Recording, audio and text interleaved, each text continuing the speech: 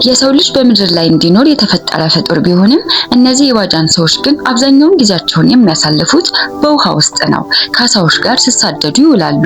የባጃን ህዝቦች በአካባቢና በዓለም አቀፍ ደረጃ የባህር ላይ ዘላኖች በመባል የሚታወቁ ሲሆን በደቡብ ምስራቅ እስያ በሚገኙት የኮራል ትራያንግል ተብሎ በሚጠራው የባህር ክልል ውስጥ በሶስቱ ሀገራት ማለትም በደቡባዊ ፊሊፒንስ፣ በኢንዶኔዥያ፣ በማሌዥያ ሳባ ግዛት ላይ ባሉ የባህር ዳርቻዎች ውስጥ ተሰራጭተው ይገኛሉ። ኑሯቸውም ሆነ መላው ህይወታቸው ከባህር ጋር የተቆራኘ ሲሆን ቤቶቻቸውም በባህር ላይ የተገነቡት የእንጨት መኖሪያ ወይንም ባህላዊ ጀልባዎቻቸው ናቸው። ምንም እንኳን በተለያዩ ሀገራት የካርታ ድንበሮች ቢካለሉም እነሱ ግን እርስ በርሳቸው ጠንካራ የማህበረሰባዊ ትስስር፣ ተመሳሳይ ቋንቋና የጋራ ባህላዊ እሴቶች ያሏቸው አስገራሚ ማህበረሰቦች ናቸው። አብዛኞቹም የእስልምና እምነት ተከታዮች ሲሆኑ ይህም በዕለት ተዕለት ህይወታቸውና በማህበራዊ አደረጃጀታቸው ላይ ጉልህ ሚና ይጫወታል። ከሁሉም በተለይ ደግሞ የባጃን ህዝቦች ለየት የሚያደርጋቸውና በዓለም አቀፍ ደረጃ የሚታወቁበት አንዱ የሳይንቲስቶችን ቀልብ የሳበው አስደናቂ ባህሪ ያላቸው ሲሆኑ ይህም የዕለት ተዕለት ህልውናቸው ነውና አሳዎችን የሚያጠምዱበት ከሰው ልጆች የተለየ የማጥመድ ሂደታቸው ሲሆን ባጃኖች ሁለት ሳምባ ያላቸው ይመስላል። ለረጅም ጊዜ ትንፋሻቸውን ውሃ ውስጥ ይዘው በመቆየት አሳዎችን አድነው ይይዛሉ። ታዲያ አንዳንድ የተመዘገቡ መረጃዎች እንደሚያሳዩት ከሆነም አንዳንዶቹም ከ13 ደቂቃዎች በላይ ያለምንም የመተንፈሻ መሳሪያ ትንፋሻቸውን ውሃ ውስጥ መያዝ እንደሚችሉ እስከ 70 ሜትር ጥልቀት ድረስ በመዋኘትም አሳዎችን እንደሚያድኑ ያሳያል።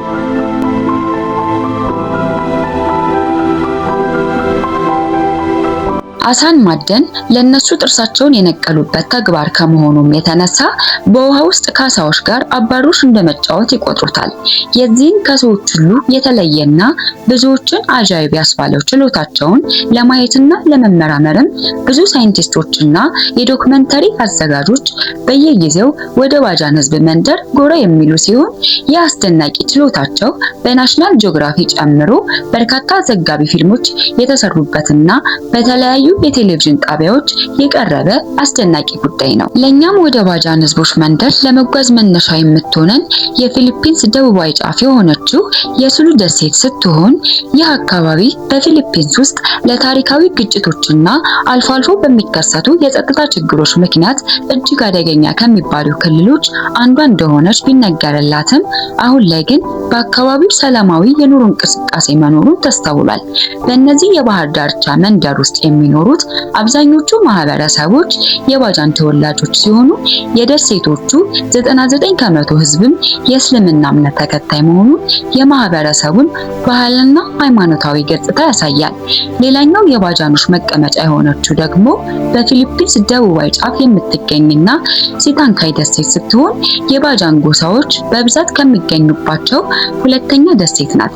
በዚህ ስፍራ ላይ ሁሉም ሰው በሚባል መልኩ ኑሮውን በውቅያኖስ ዳር ላይ ያደረገ ሲሆን ድንቅ በሚባል መልኩ ቤቶቻቸው በእንጨት ምሰሶዎች ላይ በውሃ ላይ የተገነቡ ሆነው በእንጨት ድልድዮች ላይ የተገናኙ ናቸው። ይህም ተንሳፋፊ ከተማ የሚል መጠሪያ እንዲኖረው አድርጎታል። ከአካባቢው በፊሊፒንስ ውስጥ መጥፎ ስም የሚታወቅና በአንዳንድ የሀገሪቱ ዜጎች ዘንድም አደገኛ ተብሎ የሚፈራ በመሆኑ የቱሪስት እንቅስቃሴ ብዙም አይታይም።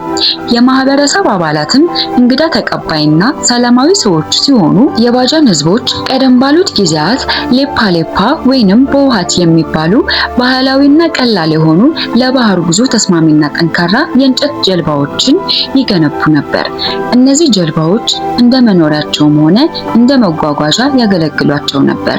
በዚህ ለታኒካይ ደሴት የሚገኙት የፍጆታ ዕቃዎች 80 ከመቶ የሚሆነው በአቅራቢያ በምትገኘው ማሌዥያ፣ 20 ከመቶ ደግሞ ከሌሎች የፊሊፒንስ ክልሎች የሚመጡ ሲሆን ማሌዥያ በጀልባ 3 ሰዓታት ብቻ የምትረቅ ሲሆን እንደ ስልክና ኢንተርኔት ያለ ዘመን አመጣሽ ቴክኖሎጂዎች ብዙም አይታዩም።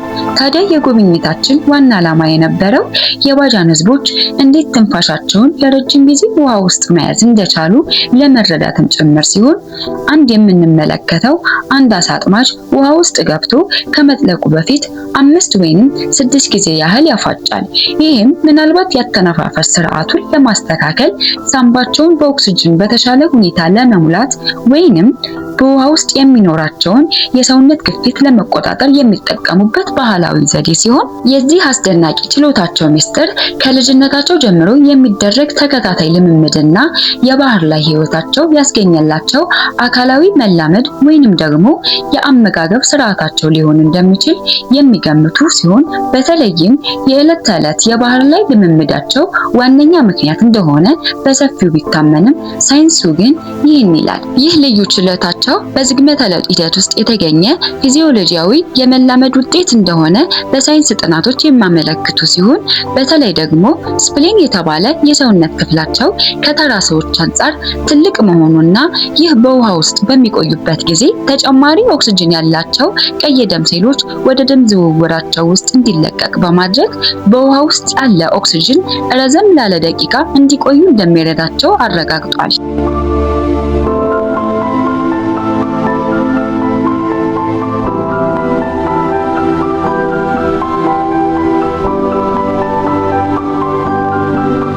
ከዚህ አስደናቂ ተፈጥሯቸው መለስ ስንል ደግሞ አስገራሚውን የአሳ ማጥመድ ሂደታቸውን የምንመለከት ሲሆን በመንደር ውስጥ ከዋና ዋና የመተዳደሪያቸው ምንጭ ከሆነው ከአሳ ማጥመድ በተጨማሪ ሌሎች የመዝናኛ እንቅስቃሴዎችም የሚካሄዱ ናቸው። ልጆች በባህር ላይ በተገነቡ እንጨቶች ላይ ሲጫወቱና ሲዋኙ መታየት የተለመደ ነው። ከዚያም ከስፍራው ከሚገኙት የባጃን ህዝቦች አሳ እንዴት እንደሚያጠምዱ ለማየት በጥልቀት ለመዋኘት ወደ ባህር ጉዞ ያደረጉ በርካቶች ናቸው። የባጃን ህዝቦች አስደናቂ የውሃ ውስጥ ችሎታቸውን ባልተናነሰ አሳ ማጥመድ ችሎታቸውም የሚታወቁ ሲሆን አንደኛው አባል ለ13 ደቂቃዎች ያህል ትንፋሹን በውሃ ውስጥ የመያዝ አቅሙ አሳዎችን ለማደን ሲጠባበቅ ይታያል። ባጃኖች ከ200 በላይ የአሳ አይነቶች የሚያጠምዱ ሲሆን በዚህም ባህላዊ ዘዴዎችን እንደ እንጨት ጦር፣ መረብና አሳ ማጥመጃ ዘንግን ይጠቀማሉ። ይህ የአሳ ማጥመድ እውቀታቸውና ክህሎታቸው ከትውልድ ወደ ትውልድ ሲተላለፍ የኖረ ውድ ሀብታቸው ነው።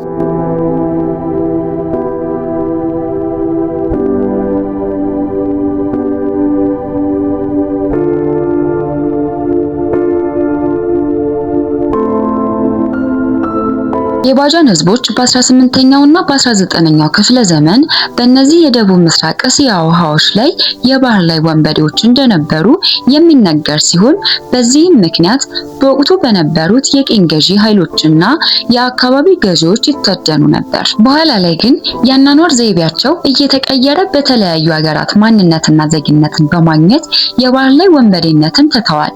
በአሁኑ ወቅት ዋነኛ መተዳደሪያቸው አነስተኛ መጠን ያለው አሳ ማጥመድና ሌሎች ከባህር የሚገኙ ምርቶችን በመሰብሰብ ቢሆንም እንደ ጃፓን ያሉ በኢንዱስትሪ የበለጸጉ ሀገራት ዘመናዊና ግዙፍ አሳ ማጥመጃ መርከቦችን በመጠቀም በአካባቢው በብዛት አሳ በማጥመዳቸው የባጃን ጎሳዎች ባህላዊ አሳ ማጥመድ ስራቸው ላይ ከፍተኛ የሆነ ተጽዕኖ እየደረሰበትና የአሳ ክምችትም እየተመናመነ መምጣቱን ይታያል። እናም ዓለም በእንደነዚህ ያሉ ድንቅና ምስጢራዊ ተፈጥሮዎች የተሞላች ናት ለማለት ያህል ይህንን ዝግጅት አቀረብኩላችሁ።